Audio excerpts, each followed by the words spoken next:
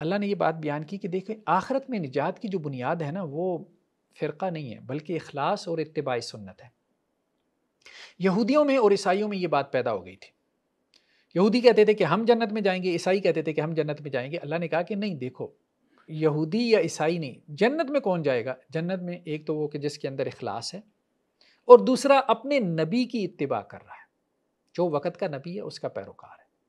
اتباع سنت، دو چیزیں فرمایا بلا من اسلم وجہہ للہ، اللہ کے لیے عمل کرنا ہے، نیک عمل اللہ کے لیے کرنا ہے، وہو محسن، اور وہ عمل احسان کی کیفیت کے ساتھ کرنا ہے، نبی کی اتباع، نبی کی سنت کے مطابق کرنا ہے۔ تو اخلاص پلس سنت، جو اخلاص اور سنت کے مطابق کام کر رہا ہے اس کا بھلے کسی بھی فرقے سے تعلق ہے وہ جنت میں جائے گا۔